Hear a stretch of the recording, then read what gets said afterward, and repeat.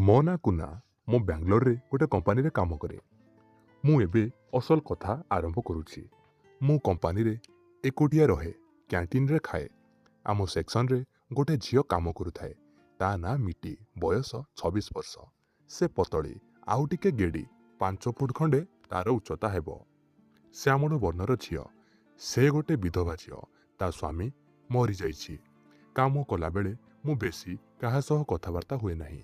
ମୋର କାମ ଭଲ ତ ମୁଁ ଭଲ, ହେଲେ ଅନ୍ୟ ପିଲାମାନେ ବହୁତ ମଜାମସ୍ତି କରନ୍ତି। ମୁଁ ଯେତିକି ଦରକାର ସେତିକି କଥା କୁହେ, ନହେଲେ ମୁଁ ମୋ ମେସିନରେ ଲାଗି ରହିଥାଏ। କମ୍ପାନୀରେ ଭଲ କାମ କରୁଥିବାରୁ ସମସ୍ତେ ମୋର ବହୁତ ପ୍ରଶଂସା କରନ୍ତି। କାମ କଲା ବେଳେ ବେଳେ ମିଟି ଆଉ ମୋର ନଜର ମିଶିଯାଏ। ମୁଁ କିଛି ନ କହି ଚୁପଚାପ ଚାଲିଯାଏ। ଏହାର 3 ମାସ ପରେ ଅଗଷ୍ଟ ମାସ ଶେଷ ହୋଇ ଆସୁଥାଏ। ମୋର ଗାଁକୁ ଯିବାର ଥାଏ।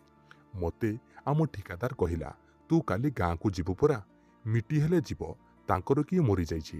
2 ଜଣ ସାଙ୍ଗ ହୋଇକି ଯିବ। ଝିଅ ପିଲାଟା ଏକୁଟିଆ ଏତେ ବାଟ ଯାଇପାରିବ କି ନାହିଁ ଭଲ ମନ୍ଦ ଅଛି। ମୁଁ କହିଲି ଠିକ୍ ଅଛି। ତାପରେ ମୁଁ ଯାଇ ମିଟି ସାଙ୍ଗରେ କଥା ହେଲି। ସେ କହିଲା ଟ୍ରେନରେ ଲୋକାଲ ବଗିରେ ଯିବାକୁ ହେଲେ ମୁଁ ମନା କଲି। ମୁଁ କହିଲି ଆମେ ବସ୍ରେ ଯିବା, ସୁବିଧାରେ ଯିବା, ଲୋକାଲ ବଗିରେ ବେଶୀ ଗହଳି। ତାପରେ ସେ ରାଜି ହୋଇଗଲା। ଶ୍ରୀ କୀର୍ତ୍ତନ ସାଇ ବସ୍ରେ 2ଟା ସ୍ଲିପର ଟିକେଟ ବୁକ୍ କଲି। ତା ପରଦିନ ସନ୍ଧ୍ୟା 6ଟା ବେଳକୁ ବସ୍ ଥାଏ। ତା ପରଦିନ ସନ୍ଧ୍ୟାରେ ବସ୍ ଧରୁ ଧରୁ ବର୍ଷାରେ ଟିକେ ଟିକେ ଓଦା ହୋଇଗଲୁ। ଆମ ସିଟି ବସ୍ର ପଛଆଡ଼କୁ ଥିଲା। ଆମେ ସିଟି ଉପରକୁ ଯାଇ ଆମ ସିଟ୍ର ପରଦା ଢାଙ୍କିଲୁ। ଠିକ୍ ସମୟରେ ବସ୍ ଛାଡ଼ିଲା। ଆମେ 2 ଜଣ ବସି ମୋବାଇଲ ଦେଖୁଥିଲୁ। କିଛି ସମୟ ପରେ ହେଲ୍ପର ଆସି ପାଣି ବୋଟଲ 2ଟା ଦେଇଗଲା। କିନ୍ତୁ ସେ ବସ୍ରେ ଗୋଟେ ଅସୁବିଧା ଥିଲା କି କମ୍ବଳ ନଥିଲା। କିନ୍ତୁ ଅନ୍ୟ ବସ୍ରେ କମ୍ବଳ ପ୍ରତି ସ୍ଲିପର ସିଟ୍ରେ ଥାଏ। ଏମିତି ପ୍ରାୟ ଘଣ୍ଟାଏ ବିତିଲା। ଏସି ବସ୍ ହୋଇଥିବାରୁ ଶୀତ ଲାଗିବା ଆରମ୍ଭ ହୋଇଗଲା। ମୁଁ ମୋର ଗୋଟେ ଗାମୁଛା କାଢ଼ି ଘୋଡ଼େଇ ହୋଇକି ବସିଥାଏ। ସେ ତା ବ୍ୟାଗରୁ ଗୋଟେ ବେଡସିଟ୍ କାଢ଼ି କହିଲା, ଏଇଟା 2 ଜଣ ଯାକ ଘୋଡ଼େଇ ହୋଇ ବସିବା। ତାପରେ ଆମେ ଘୋଡ଼େଇ ହୋଇ ଗୋଟେ ମୋବାଇଲକୁ ଚାର୍ଜରେ ଲଗେଇଦେଲୁ, ଆଉ ଗୋଟେ ମୋବାଇଲରେ ମୁଭି ଦେଖୁଥାଉ। 2 ଜଣ ଦେହକୁ ଲାଗି ବସିଥିବାରୁ ମୋତେ ଟିକେ ଉତ୍ତେଜିତ ଲାଗୁଥାଏ। ସେ ବି କିଛି କହୁନଥାଏ। ମୁଁ ତାର ରିଏକ୍ସନ ଜାଣିବାକୁ ମୁଁ ତା ଜଙ୍ଘ ଉପରେ ହାତ ରଖିଲି। ସେ କିଛି କହିଲାନି, ହେଲେ ମଝିରେ ମଝିରେ ମୋତେ ଚାହୁଁଥାଏ। ସେଠୁ ମୋର ଟିକେ ସାହସ ବଢ଼ିଲା। ମୁଁ ଏଥର ତା ଜଙ୍ଘକୁ ହାତରେ ଧୀରେ ଧୀରେ ଆଉଁସିବାକୁ ଲାଗିଲି। ସେ କହିଲା, ସେମିତି କରନି, ମୋତେ କୁତୁକୁତୁ ଲାଗୁଛି। ମୁଁ ମୋର ହାତକୁ କାଢ଼ିଲି। ମୁଁ ତାକୁ କହିଲି, ହାତ ରଖିଲି ବୋଲି ଖରାପ ଭାବିଲୁ କି? ସେ କହିଲା, ନା, ଖରାପ କାହିଁକି ଭାବିବି। ତାପରେ ମୋତେ ଟିକେ ଆଶ୍ୱସ୍ତି ଲାଗିଲା। 9:30 ବେଳକୁ ବସ୍ ଗୋଟେ ଢାବାରେ ଲାଗିଲା। ମୁଁ ତାକୁ କହିଲି, ଯଦି ଝାଡ଼ା ଯିବୁ ତାହେଲେ ଏଇ ଢାବାରେ ଟଏଲେଟ୍ ଅଛି, ଆଗକୁ ଆଉ ସୁବିଧା ମିଳିବନି। ସେ ଟଏଲେଟ୍ କଲା। ତାପରେ ଆମେ ଖିଆପିଆ ସାରି ଯାଇକି ବସ୍ରେ ବସିଲୁ। ମୁଁ ତାକୁ କହିଲି, ଆଉ କ'ଣ ଆଣିବା କଥା କହ, ଆଗକୁ ଆଉ ଗାଡ଼ି ରହିବନି। ସେ କହିଲା, ପାଣି ବୋତଲ ନେଇ ଆସ। ମୁଁ ଯାଇ 2ଟା ପାଣି ବୋତଲ ଓ ଗୋଟେ ଥଣ୍ଡା ନେଇ ଆସିଲି। ତାପରେ ବସ୍ ପୁଣି ଚାଲିଲା। ଆମେ ଥଣ୍ଡା ଅଧା ଅଧା ପିଇଲୁ। ଚାଲ ଶୋଇପଡ଼ିବା, ଆଉ କେତେ ସମୟ ବସିବା। ସେ ଚାଦର ଘୋଡ଼େଇ ହୋଇ ଶୋଇଲା, ହେଲେ ମୁଁ ସେମିତି ଶୋଇଥାଏ। ମୁଁ ଶୀତରେ ମୋ 2 ହାତକୁ ଆଉଁସୁଥାଏ। ଏହା ଦେଖି ମିଟି କହିଲା, ଏଇଟା ଘୋଡ଼େଇ ହୋଉନ, ଶୀତରେ କେତେ ସମୟ ରହିବ। ଆମେ 2 ଜଣ ଗୋଟେ ଚାଦର ଘୋଡ଼େଇ ହୋଇ ଶୋଇଲୁ। ଏମିତି ଅଧଘଣ୍ଟା ପରେ ମୁଁ ଭାବିଲି ସେ ବୋଧେ ଶୋଇପଡ଼ିଲା, ହେଲେ ସେ କିନ୍ତୁ ଶୋଇନଥିଲା। ମୁଁ ତା ପଛପଟେ ଶୋଇଥାଏ।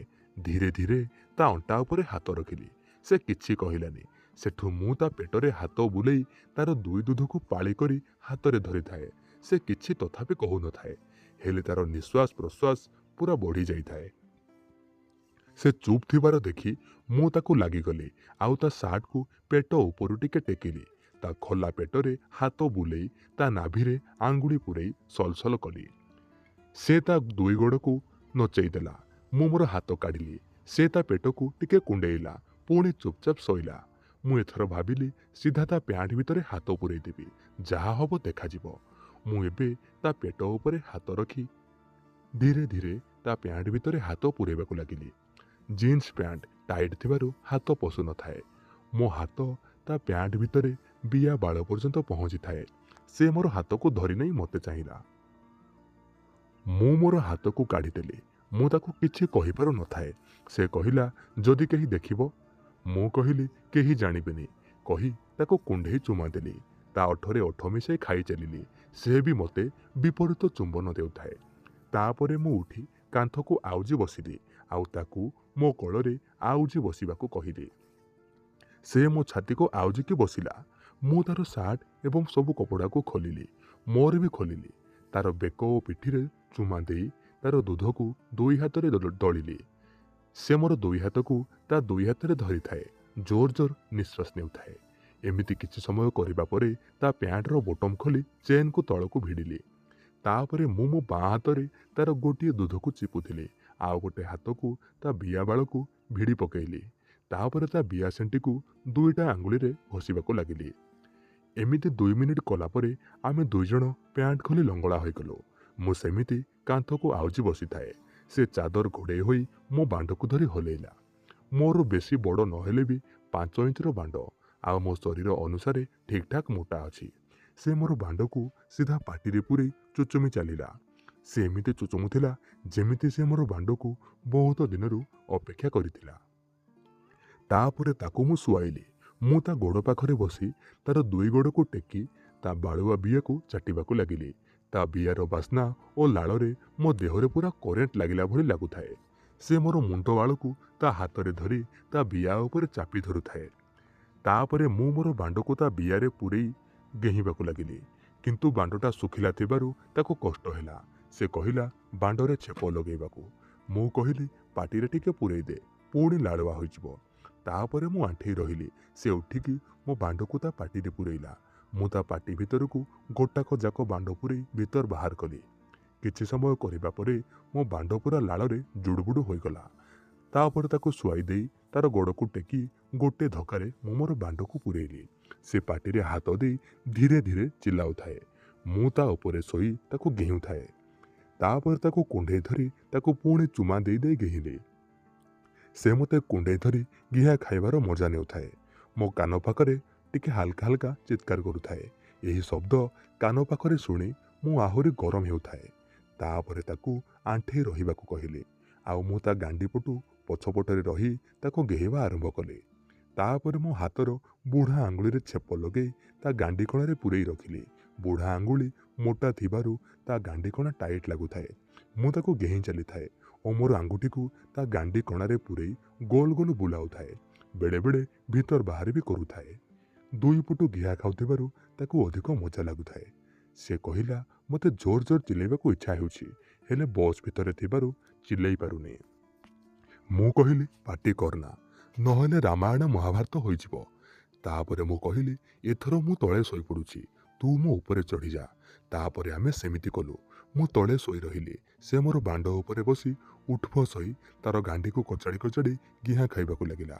ଏମିତି ପ୍ରାୟ 30 ମିନିଟ୍ ଗିହା ଗିହି ହେବା ପରେ ମୋର ବୀର୍ଯ୍ୟ ବାହାରିବାର ସମୟ ହେଲା। ମୁଁ କହିଲି, ମୋର ପାଣି ବାହାରିବ। ତାପରେ ସେ ତୁରନ୍ତ ମୋର ବାଣ୍ଡକୁ ପାଟିରେ ପୂରେଇ ଚୁଚୁମି ଚାଲିଲା ଆଉ ସବୁ ବୀର୍ଯ୍ୟକୁ ପାଟିରେ ଧରିଲା। ତାପରେ ମୋ ପାଖକୁ ଆସି ମୋ ଓଠରେ ଓଠ ଲଗେଇ ମୋର ପାଟି ଭିତରେ ସବୁ ବୀର୍ଯ୍ୟକୁ ସେ ଛାଡ଼ିଲା। ତାପରେ କହିଲା, ମୋତେ ମୁତ ଲାଗିଲାଣି। ସେଇଠୁ ଆମେ ଦୁଇଜଣ ବସ୍ ଅଟକେଇ ପରିସ୍ରା କରି ଆସିଲୁ। ଆସିଲା ପରେ ମୋ ଗାଲରେ ଗୋଟାଏ ଚୁମା ଦେଇ କହିଲା, ତମେ ଉପରୁ ବହୁତ ଭଲ, ହେଲେ ଭିତରୁ ସାଢ଼େ ଶୈତାନ। ସେଠୁ ମୁଁ କହିଲି, ଆଗରୁ ଜାଣିନଥିଲୁ କି? ଏଇଭଳି ଭାବରେ ଆମେ ଘରକୁ ପହଞ୍ଚିଲୁ। ତା ପରଠୁ ଯେତେବେଳେ ବି ମୌକା ମିଳେ ଆମେ ଦୁଇଜଣ ଘିଆଁ ଘିଁ କରୁ। ତ ଦର୍ଶକ ବନ୍ଧୁ, ଏ କାହାଣୀ ଆମ ପାଖକୁ ଆମର ଜଣେ ଭାଇ ପଠାଇଥିଲେ। କାହାଣୀ କେମିତି ଲାଗିଲା ଆପଣମାନେ କମେଣ୍ଟ ସେକ୍ସନରେ ନିହାତି ଜଣାଇବେ। ଆଉ ହଁ, କିଛି ଭାଇ ଆମକୁ କମେଣ୍ଟ କରୁଛନ୍ତି ଯେ ଭାଇ କେବଳ ମା ପୁଅ କାହାଣୀ ନୁହେଁ, ଆପଣ ସବୁ ପ୍ରକାର କାହାଣୀ ଅପଲୋଡ଼ କରନ୍ତୁ। ସେଥିପାଇଁ ମୁଁ ଏ କାହାଣୀ ଆପଣମାନଙ୍କ ପାଇଁ ଅପଲୋଡ଼ କଲି। ଆଉ ଯଦି ଆପଣମାନେ ଏ ଯାଏଁ ଆମ ଟେଲିଗ୍ରାମରେ ଜଏନ୍ କରିନାହାନ୍ତି, ତାହେଲେ ଏହି ଭିଡ଼ିଓର କମେଣ୍ଟ ସେକ୍ସନରେ ଆମ ଟେଲିଗ୍ରାମର ଲିଙ୍କ୍ ପିନ୍ କରାହେଉଛି। ଜଲ୍ଦି ଯାଇ ଟେଲିଗ୍ରାମ ଚ୍ୟାନେଲରେ ଜଏନ୍ କରନ୍ତୁ। ଆପଣମାନେ ସେଠି କିଛି ଏମିତି ଜିନିଷ ଦେଖିବାକୁ ପାଇବେ ଯାହାକି ମୁଁ ଆପଣମାନଙ୍କୁ ଏଠି କହିପାରିବିନି। ପ୍ରଥମେ ଯାଇ ଜଏନ୍ କରନ୍ତୁ, ତାପରେ ଆପଣ ଜାଣିପାରିବେ ଟେଲିଗ୍ରାମରେ କ'ଣ ଅଛି କ'ଣ ନାହିଁ। ରହୁଛି, ଧନ୍ୟବାଦ।